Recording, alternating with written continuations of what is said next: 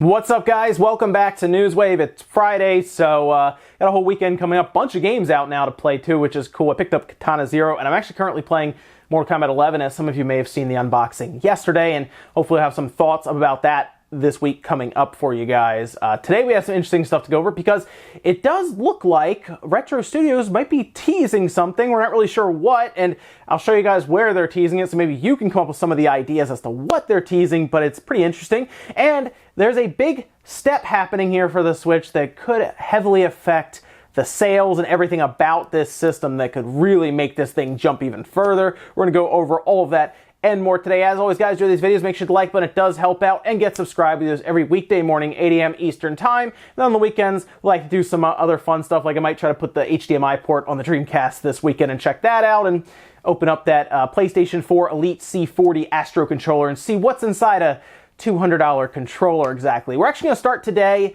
with a bit of a correction from yesterday. We talked about the Nikkei, the report they put out about the Switch Mini and supposedly the Switch Pro. US Gamer put a translation out as well as several others, and it doesn't look like it went through correctly in translation, as not where they really weren't talking about Switch Pro necessarily, as apparently the next Switch, like the next generation Switch, which doesn't surprise me as much as Nintendo, Sony, Microsoft, they generally take years even to figure out and produce the next system. So sure, Nintendo's obviously thinking about what the next Switch is. I'm not surprised to hear about that, but they do talk about how it is like the next model and everything, and they can't quite place their finger on who is working on it, or who's leading the project, but that is where it seemed to come from when it came to power consumption and in general the OS and everything and being delayed, I guess. It's, again, weird stuff there, but it doesn't necessarily look like they were talking about a Switch Pro as much as the next Switch, which is interesting to hear about that.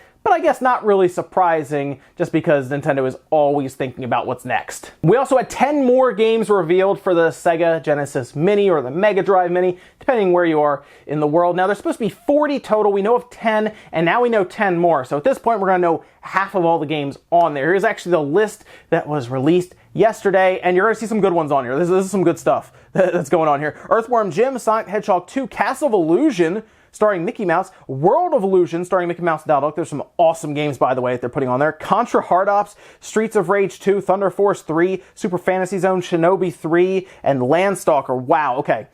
This system is, like, seriously becoming a must-own at this point. They are putting some big games on there. Earthworm Jim is surprising.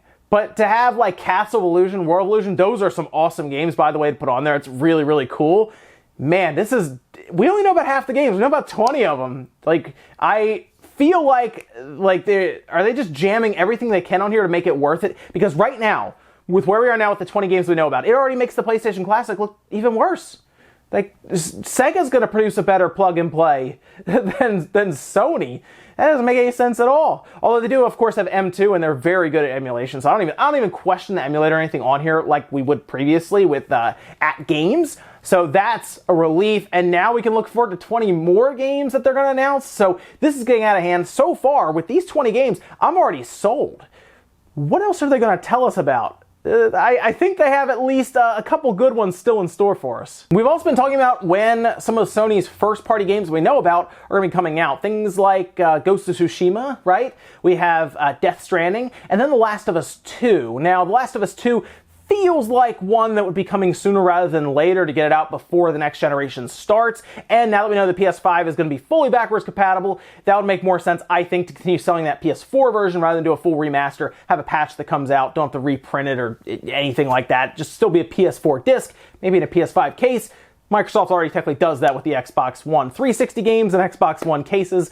They're out there. So how do we know that it looks like it's coming to a close? It looks like we're going to be able to possibly be picking it up in a little bit now. Well, Neil Druckmann actually took to Twitter, as you're seeing here, and yep, it says just shot this scene, so and it's the end, cut to black. Neil Druckmann, of course, vice president of Naughty Dog. So if you are looking forward to Last of Us 2, I don't think it's coming out this year, I'll say that. I was originally thinking that might be their holiday 2019 game. I think it's going to be their spring 2020 game is where I'm kind of thinking now. Kind of like how Days Gone is out next week. It'd be similar time period 2020 for The Last of Us 2. And that's going to be really, really cool to see. But it looks like they've at least finished pretty much everything now. They've talked about mocap and everything being done at this point. So yeah, getting excited for Last of Us 2 because it's getting close. And guys, some of the quick news out of the way, let's get into the bigger stuff because I really want to talk about the game that was announced yesterday. It looks like it's like a remake of it. And this is crazy. I did not expect this. This game has kind of been lost to time at this point.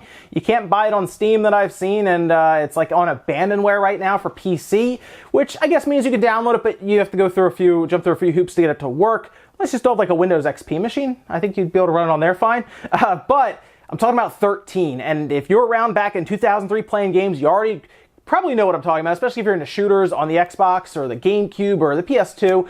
I played it a lot on the GameCube, and then I even played it on the Xbox. 13 is a first-person shooter style game, and you're going to see some of the visual style here. That's the biggest draw at the time when it came out, was just the way it looked. Like, it actually got very good reviews overall, and it was a fairly lengthy game. I think it was like 30-something levels, had full multiplayer, but the thing that really stood out to me was just the way it looked. It has like this cel-shaded look to it, and it was really, really cool. Sure, back then it didn't really have at the time, I guess, the same, I guess, quality of life stuff that we have now, but this remake for first-person shooters, that is, this remake could be adding some stuff to it, possibly. It's very exciting. It was announced yesterday, has a release date now of November 13th this year, and it's all over the place on PlayStation Blog. Nintendo put out a trailer, Microsoft's been talking about it. Everyone's talking about it because it's coming to everything. PS4, Xbox One, Switch, and PC, and this is just amazing. This is exciting. It's also, by the way, it's also coming to Mac. It's like coming to everything, like everything. This is amazing. So I am really happy to see this game come back. I loved playing it back in the day, and it coming back is gonna be awesome. Seeing it on everything too is even better. So exciting stuff there. We'll have to wait to see a bit more information about it. If they're adding anything like quality of life stuff, visuals, like is it going to be like 4K, which I assume it is on like the PlayStation 4 Pro and the Xbox One X and on PC. It's going to use gyro controls on the Switch. A lot of questions there, so we'll look forward to it. And of course, pricing. We'll see what the price is. Either way, though, very excited for this announcement. Awesome to see, and that's November 13th. Next up, let's talk about the Switch and China, because we've been talking about the Switch possibly entering the Chinese market for quite a while now. It's you can buy it in Hong Kong, and there's been a lot of ways that you can technically import them through gray market and everything. And of course, the Switch is region free, so once you get your hands on one, you've been able to download stuff. Nintendo has done a lot of moves that seem to indicate them getting ready to attempt to enter the Chinese market. Of course, Arena of Valor was a very big deal for them to do. And then we also saw them add like simplified Chinese languages to all of their different games. So they've been quietly making the moves in the background to make this happen. And now some new information has come out because it does look like Tencent has gained the Chinese government's approval to sell the Nintendo Switch in the country. Now, I don't think this is going to happen overnight. Like, it's going to take a little while, I think, months, maybe even a year or so to get it actually on sale and out there. And it looks like Tencent is looking to distribute the Switch console with a version of Super Mario Bros. Deluxe. Now, I say a version because generally when you sell in China, they'll make some changes, they'll do some stuff to it, they'll censor it and everything. It's something that we've seen a lot of with different games. Currently in China. By the way, if you want a very good perspective on how gaming and stuff is in China, I would go follow Daniel Ahmed on Twitter. He even had a very good, very lengthy Twitter thread about this.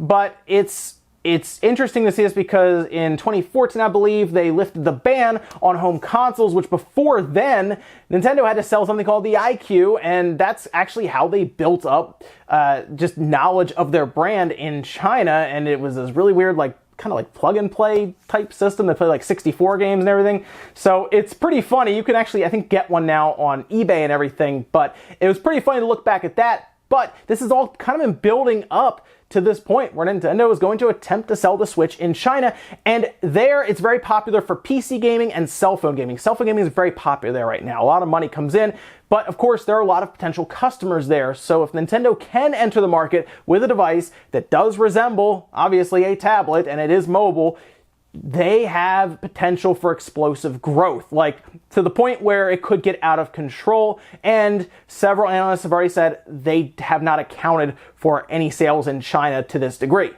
So yes, it's something you want to keep an eye on. In fact, if you look at Nintendo stock for the day, yeah, it jumped, it exploded because a lot of people realized the potential there with China. So the Switch could have some ridiculous numbers. If it can launch in China and be successful and kind of keep it the pace it is now, yes, it could technically sell what the Wii has sold in the past. So keep an eye on that. Very interesting stuff there. And of course, the more Switch units out there, the more chance a third party will actually take on the system with an exclusive game or even some ports that take a little bit more time and effort. So look out for that. Next up, let's talk about the Castlevania Anniversary Collection. Remember we had it announced. It looked great. Castlevania is going to the Switch and all the other platforms and everything. I believe it's in May 16th. And it was looking pretty good, but they were missing a lot of games. Well, we now have the full lineup. I'm actually going to show you the full list here so you can get a good look at it. We have Castlevania, Castlevania 2, Castlevania The Adventure, Castlevania 3, Dracula's Curse, Kid Dracula, which was an interesting one to see, but kind of neat, Castlevania 2, Belmont's Revenge, Super Castlevania 4, that's one we pretty much expected there, and Castlevania Bloodlines, another one that, again, we had expected and everything there. And then basically those are NES games, Game Boy games, and then a Mega Drive game. Now, people are going to be, they're going to be kind of disappointed because something mostly like Symphony of the Night is not there, but that still seems to be something that is sticking with Sony, as they, of course, had their own collection released last year that they spent some time working with and everything. I still look at this list, and I still see it as a very worthwhile purchase. And again, it's a ton of classic Castlevania from, obviously, like the 8-bit and the 16-bit era. But there's always a chance that there are more collections coming up. That's always a possibility. So I wouldn't say that this is the end-all be-all for Castlevania on something like the Switch. So keep that in mind as well. Although this is still a pretty good list for the price. I believe it's, what, $20 or so. So yeah, you can't really go wrong with this. And I'm looking at this list. I like Kid Dracula being there, but of course I like Super Castlevania 4. So I'll be picking it up to try all of these out. It should be pretty fun. And in our last bit of news, let's talk about Retro Studios. We don't talk about them much at all because, well, they don't really do a lot. It's weird to say that because that's like Nintendo's Western studio. That's a studio that's big. They're known to, of course, produce some very good video games. Very good. Although they've also had a lot of games canceled, so we might only know all the good about Retro Studios publicly.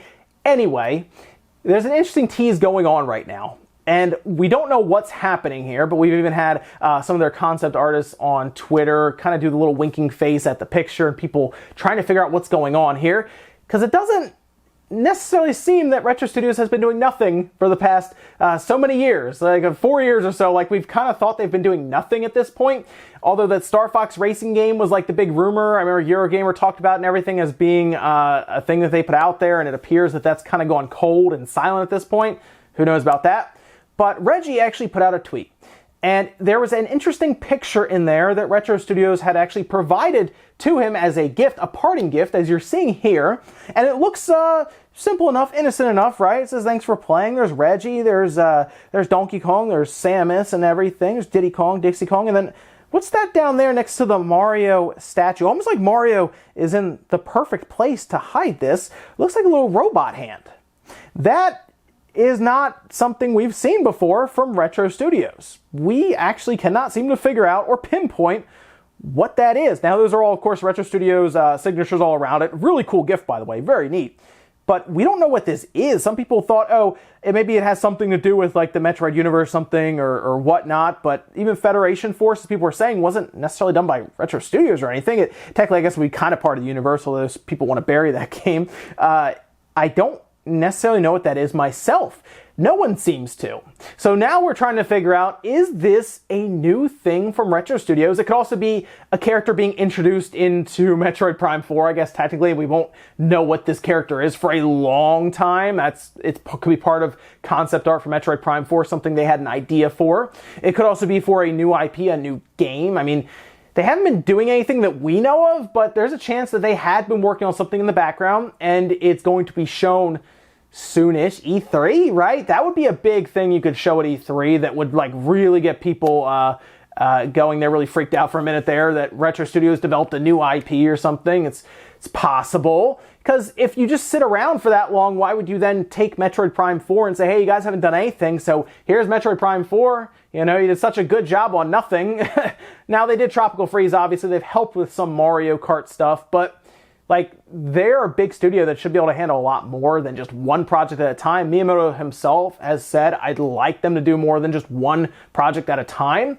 So I feel like they were working on something in the background, and I do feel like we're probably going to hopefully see it this year at E3. But here's the thing. Do we need a Retro Studios game this year? Because they have so much stuff coming out this year, unless they really just want to show it at E3 and then have it released like next year. Just kind of plant the seed. Or maybe they don't want to show it at E3 at all. Maybe it's shown in September. Maybe they've really been sitting around doing nothing and this was a character from Metroid Prime 4. Either way, it's fun to speculate on it and see, but something's definitely there, and the Mario statue is placed just right in that picture to cover it up. So let me know what you guys think about this. Ladies and gentlemen, that's going to do it here for Newswave. If you enjoyed this video, guys, make sure the like button really helps out. If not, hit the dislike. Leave comments down below about everything we talked about today, whether it is the Retro Studios tease. What do you think that is exactly? What do you think about Switch moving into China, mainland China? What do you think about that and the potential there? And then let me know what you think about 13 coming back seemingly from the dead, from abandonware, to be remade and put on all of the current platforms, including Macs. Who would have thought, right? It's going to be on a Mac computer there. Thanks, guys, for watching. Have a great weekend. I'll see you back here Monday morning, 8 a.m. Eastern Time for Newswave.